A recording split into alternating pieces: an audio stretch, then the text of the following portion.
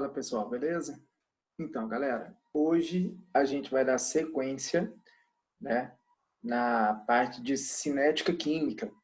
Então, a gente já viu o início da cinética com alguns conceitos importantes, certo? Principalmente relacionado a condições para a ocorrência das reações. E hoje a gente continua nessa parte teórica de cinética, ok?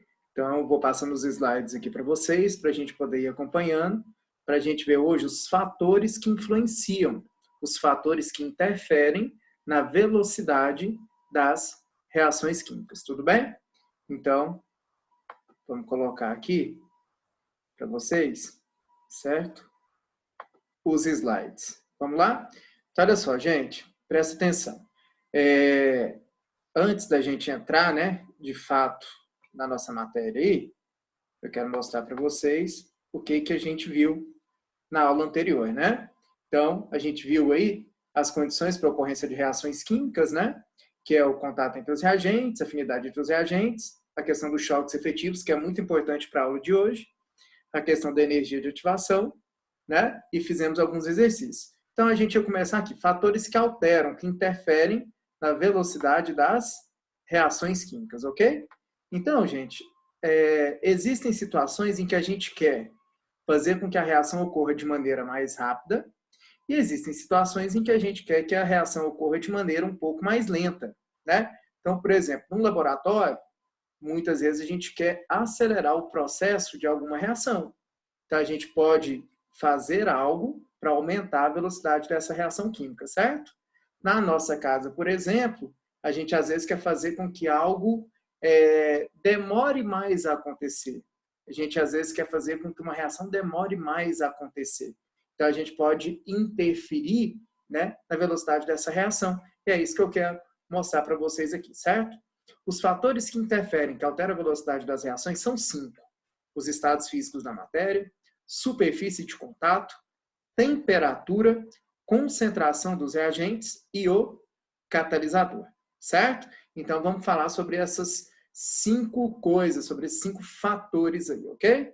Primeiro deles, gente, os estados físicos da matéria, né? Então, de uma maneira geral, a velocidade das reações no estado gasoso é maior do que a velocidade das reações no estado líquido, que é maior do que a velocidade das reações no estado sólido. Por quê? No estado gasoso, as moléculas estão mais afastadas possíveis, certo ou não? Se elas estão o mais afastado possível uma das outras, o grau de liberdade, o grau de movimentação delas é maior. Se elas se movimentam mais, elas vão se chocar mais. Quanto maior o número de choques, maior a probabilidade de um choque ser efetivo. Consequentemente, maior a probabilidade da reação ocorrer. Então, por isso que a velocidade das reações no estado gasoso é maior do que a velocidade das reações no estado líquido, que é maior do que a velocidade das reações no estado sólido, certo? Então, tá aí para você, ó. Quanto maior a liberdade, o grau de liberdade das moléculas, maior é o número de choques efetivos, consequentemente, maior é a velocidade da reação. Ok? Segundo fator que altera, que interfere na velocidade das reações químicas, a superfície de contato. Galera, o próprio nome está falando, superfície de contato, né? Então, olha só, quanto maior a superfície de contato entre os reagentes, maior será a velocidade da reação. Se a superfície de contato entre os reagentes é maior, quer dizer que vai haver mais contato entre os reagentes. Se tem mais contato, vão ter mais choques. Quanto mais choques, maior a possibilidade, maior a probabilidade desse choque ser um choque efetivo. Consequentemente, maior vai ser o quê? A velocidade da reação. Então, tá aí para você, ó. Quanto maior a superfície de contato, maior vai ser o número de choques efetivos e, consequentemente, maior a velocidade da reação. Vou dar um exemplo da sua casa, né? Quando você vai fazer carne, qual carne você consegue cozinhar mais rápido? Uma carne em pedaço ou uma carne moída? A carne moída, não é? Você não consegue cozinhá-la mais rápido? Por quê? Se ela está moída, a superfície de contato dela é maior do que a carne em pedaço. Consequentemente, a gente consegue cozinhar a carne moída mais rápido. Então, quanto mais dividido tiver algo, maior vai ser a sua superfície de contato. Então, sempre algo que está em pó, por exemplo, reage mais rápido do que algo que está em pedaço, que reage mais rápido do que algo que está em barra, do que algo que está inteiro, certo? Lembra, por exemplo, do sal de frutas, né? Então, pega o sal de frutas, que vem em pó, e o sonrisal, que é o comprimido. O sal de frutas, a efervescência é mais rápida, porque a reação ocorre de maneira mais rápida pelo fato de termos uma maior superfície de contato. Então, tá vendo? Então, quando a gente está com pressa para fazer algum tipo de carne, é muito melhor a gente fazer uma carne moída do que uma carne inteira, uma carne de pedaço, por causa da questão da superfície de contato. Tudo bem? Então, tá aí um exemplo para vocês. Olha só. A gente tem 2 frascos, tá vendo? No primeiro frasco aí, a gente tem HCl 0,1 mol por litro, na mesma concentração molar do segundo Becker aí, certo? Que também tem HCl 0,1 mol por litro. Os dois têm 10 gramas de zinco. Mas qual é a diferença entre os dois? A diferença é que no primeiro Becker, nós temos zinco em cubo. No segundo Becker, nós temos zinco em pó.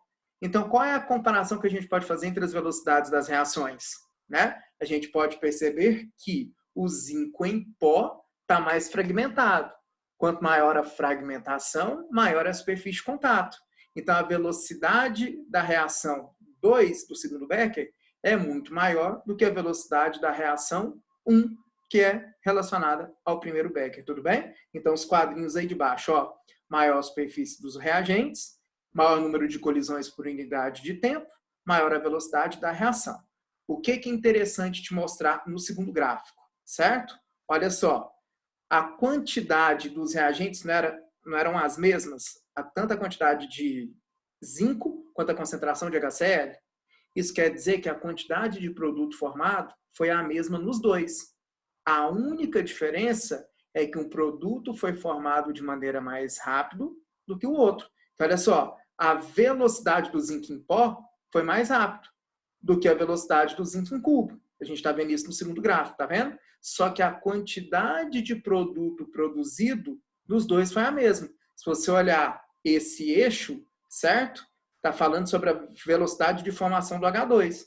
Você viu que os dois chegaram no mesmo patamar, na mesma situação, só que em relação ao zinco em pó, chegamos mais rápido porque a velocidade ocorreu de maneira maior do que relacionado ao zinco em cubo, certo? Então, muito importante isso. Já caiu no Enem, tem vários exercícios que trabalham com isso, certo? Quanto maior a superfície de contato, maior a velocidade da reação e a gente consegue fazer exemplos da nossa própria casa. Tudo bem? Terceira situação que pode alterar, afetar a velocidade de uma reação química, a temperatura. Quanto maior a temperatura, maior será a velocidade da reação. O que é temperatura? Não é o grau de agitação das partículas? Não é o grau de agitação das moléculas? Quanto maior a agitação das moléculas, se elas estão mais agitadas, eu posso afirmar que elas vão se chocar mais. Se chocam mais, a probabilidade do choque ser efetivo aumenta. Consequentemente, aumenta-se o quê? A velocidade da reação, certo? Então, tá aí, ó. Quanto maior a energia cinética média das moléculas, maior é o número de choques efetivos, maior a velocidade da reação, tudo bem? O que eu estou querendo te mostrar nesse gráfico aí embaixo? Nós temos a curva de azul e nós temos essa curva tracejada, certo? Se eu perguntar para você, qual dessas curvas estão relacionadas com a maior temperatura, né? Se você olhar, um eixo fala sobre o número de moléculas, certo? O outro eixo fala sobre a energia cinética dessas moléculas. Então, olha só, T1 está relacionado com a energia cinética média da curva azul. T2 está relacionado com o quê? Com a energia média, certo? A energia cinética média das moléculas do tracejado, tudo bem? Se você observar, a energia cinética né? Não tem a ver com a questão da temperatura. Então, eu posso afirmar o quê? Eu posso afirmar que o tracejado, a curva tracejada, tem uma maior temperatura do que o quê? Do que a curva azul, certo? E você viu aí que eu tenho um pedaço que está representado, tem um número 1 entre colchetes, um pedacinho azul bem no finalzinho do gráfico, né? E tem uma setinha indicando o número 2, certo? Que está aqui, ó, o número 2, tá vendo? É a setinha. E aqui o número 1 e a setinha também, tudo bem? Então, o que eu estou querendo mostrar para vocês aqui? Estou querendo mostrar o seguinte. Você está vendo esse E2? Esse E2 está representando para a gente o quê? Está representando a energia de ativação dessa reação. Tudo bem? Então, é o seguinte. Se você olhar a curva de azul, poucas moléculas conseguiram atingir a energia de ativação necessária para a reação começar a ocorrer. Se você olhar, né, o tracejado que eu estou representando aí por esse laranja, muito mais moléculas atingiram a energia cinética suficiente para o quê? Para chegar na energia de ativação. Lembra da última aula? O que é energia de ativação? Energia mínima necessária para que a reação ocorra. Então, eu estou conseguindo mostrar para vocês, a partir disso também, certo? Que mais moléculas conseguiram romper a barreira da energia de ativação na curva tracejada em relação à curva de azul. Por isso que a gente pode afirmar, então, que a curva tracejada representa uma reação que está ocorrendo em uma temperatura maior do que a curva de azul, tudo bem? Mas o mais importante é você lembrar disso, né? Quanto maior a temperatura, maior o quê? O grau de agitação das moléculas, consequentemente, maior a energia cinética média delas. Se elas se agitam mais choques, maior a possibilidade do choque ser efetivo, consequentemente, maior a velocidade da reação. Ok? Espero que vocês tenham entendido isso daí, certo? Quarto tópico, né? Isso daí é extremamente óbvio. A concentração dos reagentes. Quanto maior for a concentração dos reagentes, maior será a velocidade da reação, certo? Galera, olha só, pus 4 situações para vocês aí nessa figura, certo? Na primeira situação, eu pus uma molécula de A e uma molécula de B. Você concorda que existe somente uma possibilidade de choque? Certo? Na segunda situação, eu pus uma molécula de A e 2 de B. Nesse caso, aumentou a possibilidade de choques. Ou seja, a gente tem 2 possibilidades de choques agora, certo ou não? Se tem mais possibilidades de choques, a possibilidade dos choques ser efetiva aumenta. Consequentemente, aumenta a velocidade da reação. Na terceira situação, agora eu tenho 2 moléculas de A e 2 de B. Ou seja, eu tenho 4 possibilidades de choque. Então, aumentou a possibilidade de choques. Consequentemente, o quê? Aumentou a possibilidade de choque ser efetivo. Aumenta a possibilidade de aumentar a velocidade da reação. Na última situação, eu aumentei mais moléculas de A. Então, agora a gente tem 6 possibilidades de choque. Aumentou a possibilidade do choque ser efetivo. Consequentemente, aumenta o quê?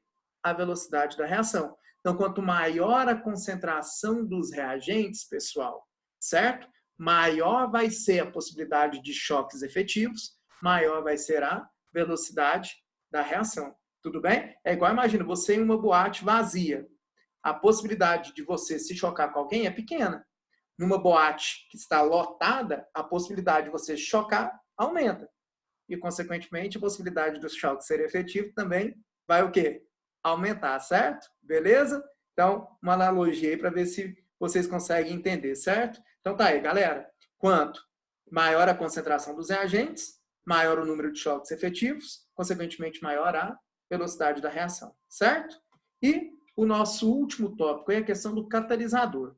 Galera, catalisador ele tem uma única função, que é o quê? Aumentar a velocidade da reação. O catalisador não aumenta a quantidade de produto formado, não interfere em ΔH de reação, ele simplesmente aumenta a velocidade da reação porque ele faz uma única coisa, que é o quê?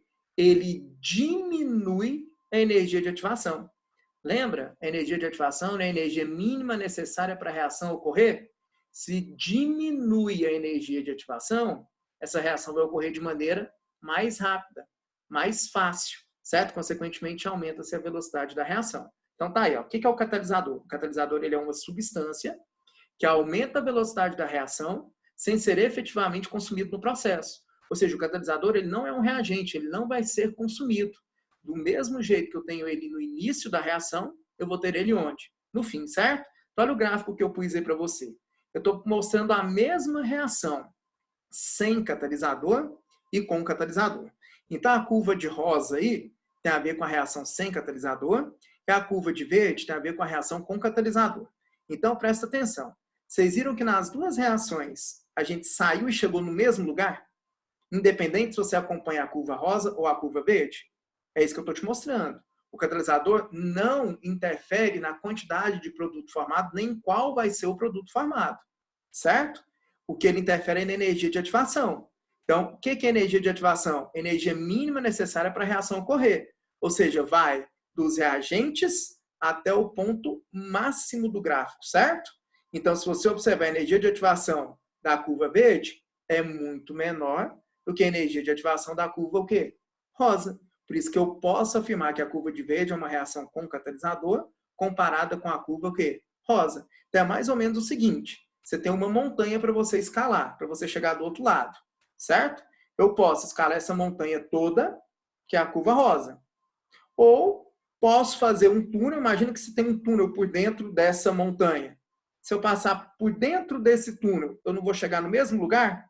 Só que de uma maneira o quê? Mais rápida. Então, esse túnel é como se fosse o quê? Equivalente à atuação do catalisador, tudo bem? Então, o catalisador, ele tem uma única função. Fazer o quê? Diminuir a energia de ativação para que aumente-se a velocidade da mesma. Ok? Então, esses são os 5 fatores que interferem, que alteram a velocidade da reação, galera.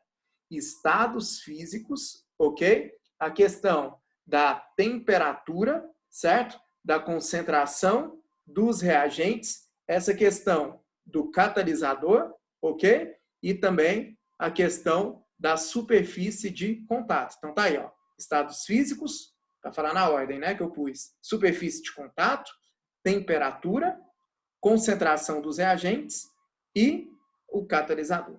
Beleza? E aí, gente, para falar um pouquinho mais do catalisador, a gente pode ter a catálise homogênea, heterogênea e a autocatálise, né? Homogênea é uma reação cujo catalisador e os reagentes constituem um sistema monofásico, ou seja, uma mistura homogênea, ou seja, uma mistura que apresenta uma única fase. Na maioria das vezes, a gente representa o catalisador em cima da seta, tá vendo? Então, SO2 gasoso mais meio de O2 gasoso, na presença do catalisador, que é o NO2 gasoso, formando o SO3 gasoso, certo? Então, os reagentes estão no estado gasoso. O catalisador está no estado gasoso. Toda mistura gasosa é uma mistura homogênea. Essa catálise é uma mistura homogênea. Catálise heterogênea é uma reação cujo catalisador e os reagentes constituem um sistema polifásico, ou seja, mais de uma fase. Ou seja, uma mistura heterogênea, certo? Olha a reação. O N2 e o 3H2 estão no estado gasoso, que são os reagentes. E qual é o nosso catalisador? Está em cima da setinha. É o ferro sólido. Ferro sólido, reagentes gasosos, temos mais de uma fase. Então, a gente pode afirmar que essa catálise é uma catálise heterogênea. Tudo bem? E para finalizar essa questão da classificação dos catalisadores, né, das catálises, a autocatálise é uma reação na qual um dos produtos da reação atua como catalisador da própria reação. Inicialmente, a reação é lenta e conforme o catalisador, produto, vai se constituindo, a velocidade vai se elevando. Então, olha só essa reação. 3 cobres sólidos reagindo com 8 ácidos nítricos aquosos, formando 3 nitratos de cobre 2, mais 2 monóxidos de nitrogênio, mais 4 águas, certo? Você viu que eu pus o 2NO de vermelho? Ele é o catalisador da reação. Então, quando o produto é o próprio catalisador da reação, essa reação a gente diz que ela é uma autocatálise, ok? Então, ela começa lenta, a partir do momento que é formado o produto, como o produto age também como catalisador, essa reação começa o quê? A aumentar a sua velocidade. Tudo bem? E para a gente finalizar a aula de hoje, substâncias que interferem na ação do catalisador. Então, nós temos a eficiência, a atuação do catalisador, certo? Que é aumentar a velocidade da reação. Só que existem os ativadores ou promotores, tem o veneno ou anticatalisador e os inibidores, ok? O que são os ativadores ou promotores? Os ativadores são substâncias que atuam aumentando a eficácia do catalisador. pois diminui ainda mais a energia de ativação. Sozinhos, os ativadores não são capazes de catalisar uma reação. Então, o que é um ativador? É uma substância que, junto do catalisador, aumenta a eficiência, a eficácia do catalisador. Ou seja, ele, junto do catalisador, faz com que a energia de ativação diminua mais ainda e a reação ocorra de maneira mais rápida ainda. Só que ele sozinho, ele não vai atuar na reação. Ele precisa do catalisador para aumentar a eficiência do catalisador. Ok? Veneno ou anticatalisador? Substâncias que diminuem ou anulam completamente a ação de um catalisador, fazendo com que a velocidade da reação diminua. Só faz sentido usar o veneno em reações que possuem catalisador. Então, o veneno, pessoal, ele vai ou diminuir ou anular a ação do catalisador, certo? Então, só faz sentido utilizar um veneno se a reação tiver o quê? Um catalisador, para diminuir a eficiência desse catalisador ou até mesmo anular a sua utilização, a sua ação, certo? E o que é o inibidor? São substâncias que atuam apenas diminuindo a velocidade de uma reação, pois reagem com um dos reagentes, mudando o caminho da reação. São muito utilizados como conservantes em alimentos, pessoal. Então, os conservantes, a maioria das vezes, eles são inibidores. Por quê? Porque eles mudam o caminho da reação, certo? Então, imagina uma comida em conserva, né? Se não colocar o inibidor, o que vai acontecer? Essa reação vai ocorrer de maneira mais rápida e o alimento vai estragar mais rápido.